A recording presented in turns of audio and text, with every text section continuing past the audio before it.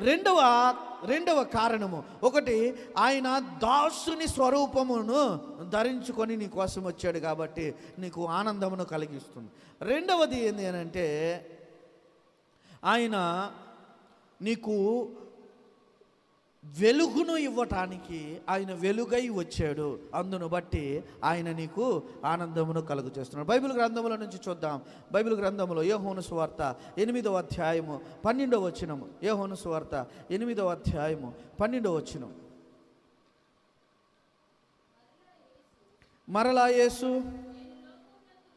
నేను లోకమునకు వెలుగును, నన్ను వెంబడించువారు చీకటిలో నడవక జీవపు వెలుగు కలిగి ఉందురని వారితో చెప్పాను. యేసుక్రీస్తు ప్రభువారు ఈ లోకంలోనికి ఎలా వచ్చాడు అంటే, మొదటగా దాసుని స్వరూపమును తీసుకొని వచ్చాడు. మనిషి వలె ఆయన ఈ భూమి మీదకు వచ్చాడు. రెండవది, ఆయన ఈ లోకంలోనికి ఎలా వచ్చాడు అని అంటే, ఈ లోకములో ఆయన వెలుగై వచ్చాడు. నేను లోకమునకు వెలుగును, నేను లోకమునకు వెలుగుగా వచ్చాడు.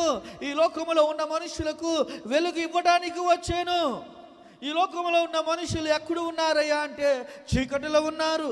ఎక్కడున్నారయ్యా అంటే మరణములో ఉన్నారు. ఎక్కడున్నారయ్యా అంటే మరణ నీడలలో ఉన్నారు. కాబట్టి వారికి ఏం కావాలి? వెలుగు కావాలి. ఎలాంటి వెలుగు కావాలి?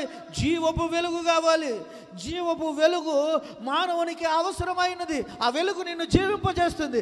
మరణము లేకుండా నిన్ను జీవింపజేస్తుంది. యుగ యుగములు దేవునితో కలిసి జీవించినట్లుగా, దేవునిని సేవించినట్లుగా పరలోకమునకు చేర్చే వెలుగు ప్రభు అయిన యేసుక్రీస్తు ఉన్నాడు.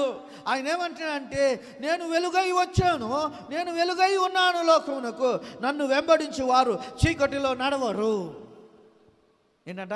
నన్ను వెంబడించువారు చీకటిలో నడవరు.